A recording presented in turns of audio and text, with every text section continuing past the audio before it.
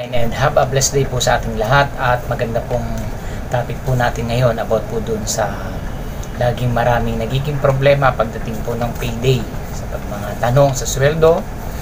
Ito po yung ating payslip. Gaano ba kahalaga ang payslip? Para saan ba to? Ano ba yung payslip na to? Diba? Kadalasan po kasi ito yung palaging nagiging tanong din sa atin sa mga comment or minsan nagme-message po sa akin personally yung ating po mga followers na palagi nakukulangan doon sila ng sweldo, kulang ng ganito, kulang ng 1,000, 2,000, ganyan. So sabi ko nga pong sinasabi, do not jump into conclusion. Talaga hong hindi masasagot din ng ating mga inspector, ng ating operation yan. Tanging accounting lang po or yung nag-handle ng inyong payroll ang siyang higit na makasasagot po dyan. Ngayon, bago po tayo kasing magtanong, tintayin natin po yung payslip. Kaya nga sabi nila, sir, pag wala bang payslip, okay lang ba? Naku po, pag ang agency nyo po or company na walang payslip, umalis na po kayo dyan. Ano po, kasi po saan ka nakakita, kung baga po sa bibili ka ng mga items, pag wala kang resibo, papayag ka ba? Diba? Halimbawa mangungutang ka, wala kang pipirmahan, papayag ka ba? Or halimbawa magpapautang ka, wala kang record, papayag ka ba?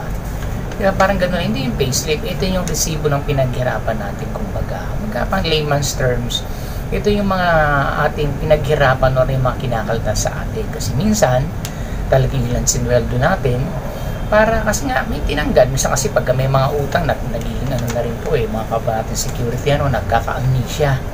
Kaya kailangan po, lagi ho natin tatandaan. Kung tayo nagre-record palagi sa ating trabaho, log-poking, log-taking, how much more po sa ating personal na buhay. Kailangan magre-record din. Ano yung mga naging utang mo, ano yung kakaltasin sa'yo, ano yung mga ganito, ganyan, etc. etc. So, kailangan po yun para at least pagdating po ng payday natin, makakalculate na natin kung magkano yung talagang net pay natin. Huwag kayong titingin sa gross pay, ano po yung net pay. Okay, ang payslip, ano ba ang payslip? So, base po sa nakuha nating ibig sabihin ng payslip, ito po. Payslip, it is payslip is a contain of important information including your payroll number, your gross and net pay, and normally your tax code. Siyempre, may mga malalaking sweldo, may mga tax talaga silang tinakaltas. Sa mga minimum earner, wala po yan, wala pong tax, ano po. Pero hindi natin alam, meron din po kahit mga minimum earner sa nakukuha yung tax sa mga binibili po natin, may mga tax na. Kaya hindi pa rin tayo ligtas. Pinaganda lang naman talaga na walang tax sa mga pero bumili ka, may mga tax na po. Ano po, ganun talaga Siyempre, kailangan din ng gobyerno natin yung tax para namang magpatuloy din ang kanilang mga ibig mangyari sa bansa natin. So, dapat talaga maging tayo sa pagbabayad ng tax, lalo na po yung may mga malaking kita, may mga negosyo, dapat naman maging po tayo, bigyan natin ng pagpapahalaga yung tax kasi makakatulong tayo sa bansa natin. Ano po? Okay? So next, it's important to understand your payslip and how to make sure you're being paid in the right amount. So dito po sa payslip natin sinasabi, dito makikita yung ating gross and net. Pag gross, ibig sabihin kung magkano yung kinita mo within 15 days, nari 15-30 ang sahod, nag-cut off tayo ng ganito. So, kung ilang days ang pinasok mo, yun yung gross. Siyempre, ito total po yun. Halimbawa, minimum, times mo ko ilang days. Kung may overtime, kakasama na po doon. Then, makikita mo yung gross. Then, yung net po, tatanggalin doon sa gross yung iyong mga halimbawa. Meron kang cash bond, SSS, cash advance, diba? PhilHealth, mandatory po yan. Pag-ibig, mga loan po natin sa SS, PhilHealth, Pag-ibig. Titingnan natin kung ang kaltasan ba ng inyong mga loan o yung mga remittances ninyo is every 30 of the month or every 15 days and 30 of the month. Iba kasi hinahati para naman hindi mabigat. Kasi kung miminsan nilang yan sa isang buwan, mabigat po talaga. Alos wala kang magkaan. Ginagawa ng iba para naman talagang medyo magaan. Hinahati. Kung ang kaltas mo is 3,000 every month, so hinahati nila 1,515 yan every payday. So hindi mabigat. So tama lang po yun para naman di rin tayo nabibigatan. So tingnan po natin yun. Bago tayo magsabi na liit ng sinahod ko, kinaltasan ako ng ganito, ang laking nawawala. Check muna po natin. Kasi dun man makikita po sa payslip yan para malaman natin kung talaga ba ang accurate ngayon. Kung may kulang talaga, base dun sa inyong payslip at saka sa record ng trabaho ninyo, kaya ano natin, kaya minsan hindi mo rin masisisi minsan ng accounting na inyong agency o ng company. Minsan po kasi depende po sa payroll din po yan. Kasi ang nagpe-payroll magkaiba din. Halimbawa sa detachment, mga officer ang nagpe-payroll dyan. Dadali lang sa accounting kung ano yung binigay doon, yun lang. Kaya nga dyan pumapasok mga payroll padding. Minsan kasi sa detachment, maraming mga hocus-pocus. Totoo yan, hindi po yan halong most sa mga ibang detachment ganyan. Yung sinasabi ko lagi na halimbawa kung reliever ka, kung saan nakakapunta, minsan nakakalimutan, hindi ka nagre-record, yung duty na punta sa iba or talagang sinasadya, inilalagay sa isang kasama na kaibigan, ni officer, ni OIC, ni head guard, ni SIC, kung sino nag-handle dyan, and then pag sweldo, ibigay mo na lang sa akin kasi ipinasok ko sa'yo. So ingatan po natin yung ganyan, at saka dapat huwag naman natin gagawin kung mga officer po tayo. Bigyan natin ng pagpapahalaga yung mga kinikita ng tao natin kasi hindi biro. Napakahirap pong mag-duty na para sa pamilya kukunin pa natin. Wag po ganyan. Lala kung may bubunga sa atin yan. Sabi nga ang karma po ngayon digital. Ibig sabihin, pag hindi sa'yo wag, kung talagang gusto manghingi, di ba manghiram kung talagang wala. Pero paano mawawalan kung may sweldo ka, kung marunong ka mag-ipon, marunong ka mag-invest. Kasi pagdating sa ipon, parang ayaw mag-ipon eh. Marami rin akong ganyan nakakasama. Pag sa ipon na pinag-uusapan, parang allergic. Parang ayaw, wala agad tiwala. Pero mangutang. Magsanla ng ATM talaga naman. Hahanap talaga. Ang tanong, paano yung pagbayad? Diba? Kaya ngayon ang mga mali sa ating mga empleyado, inuuna muna yung mga utang, hindi muna, paano ba ako makakaipon? Paano ko ba matatagdagan yung income ko? Paano ba mapagkakasya ang sweldo ko na may naiipon ako?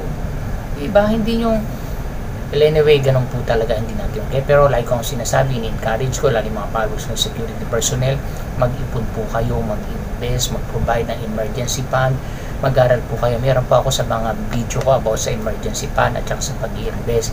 Marami pong para, huwag kayong matakot sumubok. Kung kayo hindi natakot mangutang, how much more kung paano ka mag-ipon, mag-invest. Diba, basta't yung pupuntahan nyo is maganda, magtatanong kayo, pag-aaralan ninyo, okay lang kasi nagmamanage kayo ng mga company tapos sarili mong buhay hindi mo kayang i-manage. Parang alayatang justice pagka ganun, di po ba? Kailangan kung marunong ka mag-manage ng building, yung area mo, kahit sabing maliit yan, nagmamanage ka pa rin. Mahirap na trabaho yan.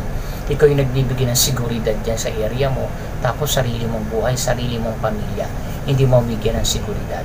So, saan ka pupunta din? Di ba, hindi habang buhay ang trabaho po natin, tandaan natin.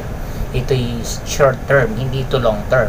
Pagdigdag natin na talagang magre-retiro tayo, retired anim yung SS, magkano lang po yan sa taas po ng bilihin. Excuse me, di ba? Kaya mahalaga po yung payslip. Bakit? Siyempre, kinakaltasan tayo sa SSS, PhilHealth, Pag-ibig, kailangan makita dyan na lalo kung may loan. Siyempre po, pag yan ay hindi na ihulog o nag-hocus-pocus din sa mga agency, hindi natin masasabi, walang perfect, yan ay bato-bato sa langit ang tamaan, sana nga po tamaan ng magising, ano po, na wag naman natin gagawin. Kasi once na nag-penalty yan, I think ang mga personal din ang magbabayad niyan pag nag-penalty, di ba? Kasi kinakaltas na every 15 days or 30 days, tapos hindi uhulog ng tama sa mga SS PhilHealth, so magsasuffer niyan. Guardia, makikita mo na lang doon, meron kang penalty, paano magpe-penalty kasi hindi nahuhulog, dapat po humigit ng time.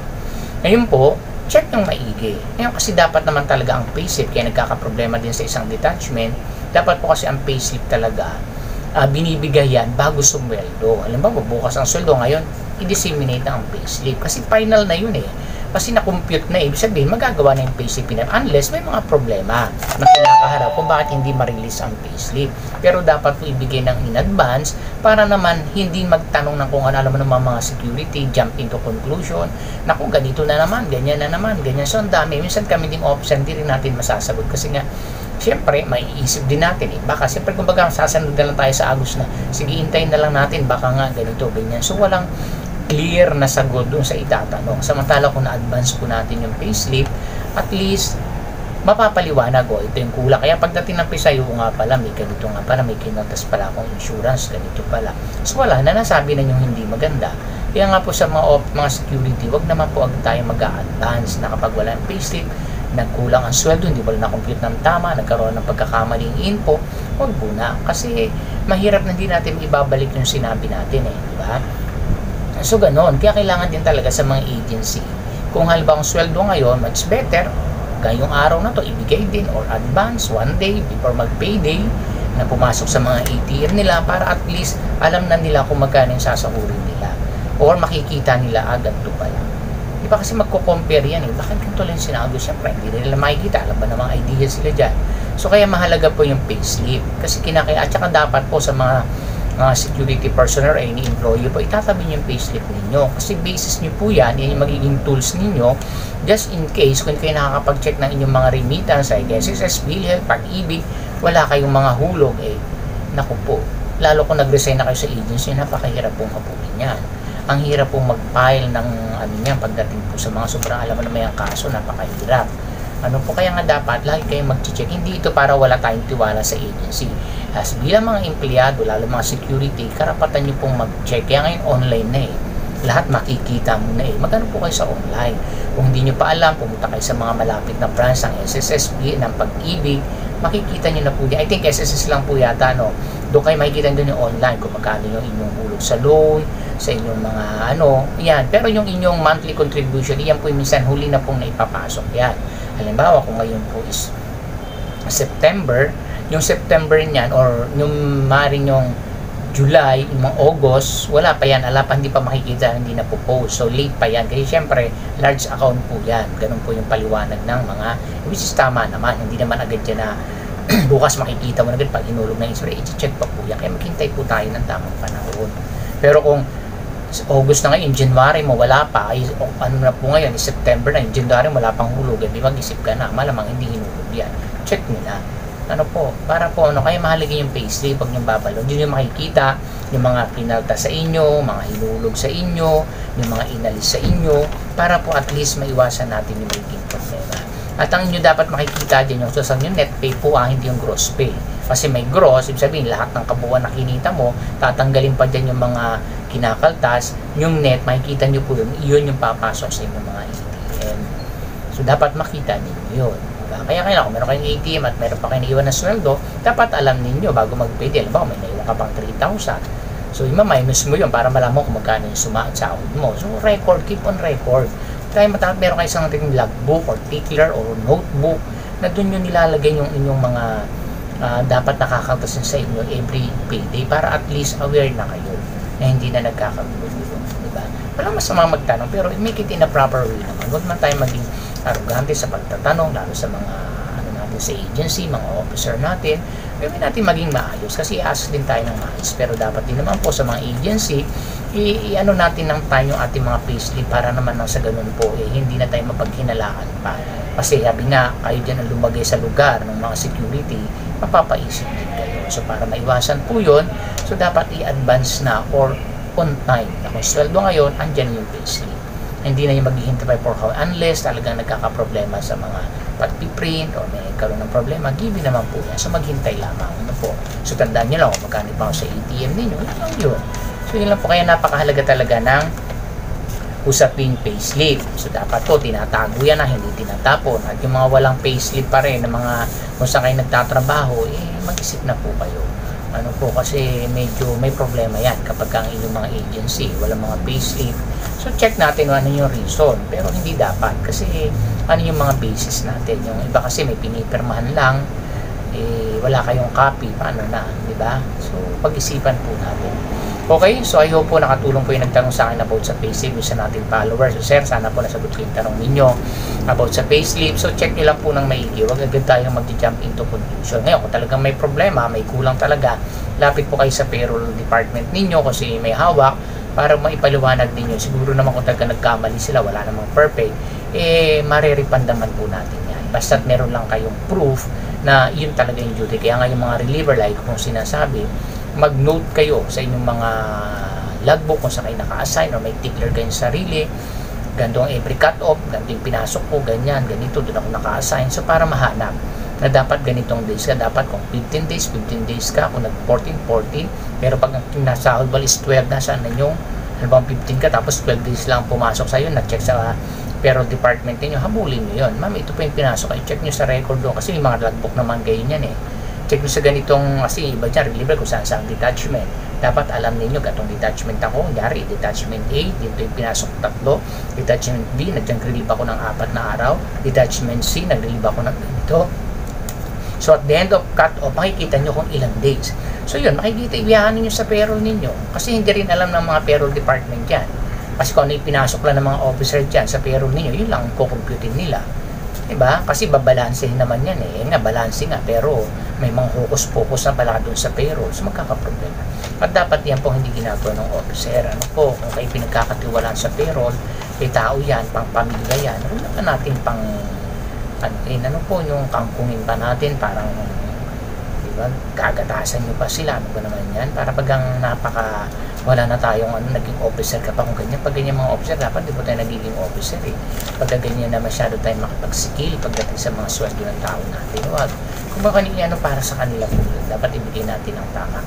Huwag nating hayaan na maano tayo ng mga pangangailangan natin, baka yung mga bisyo, kaya gumagawin, masan po natin. Kung may mga bisyo kayo, normal sa inyo yan, dapat po kaya nyo sustain yan. Hindi po pwedeng ibabakal nyo sa iba. Ano po? So, wag po dapat din yan. Okay po, maraming salamat. I hope po nakatulong sa inyo po na to. And have a blessed day po. And God bless po sa ating lahat.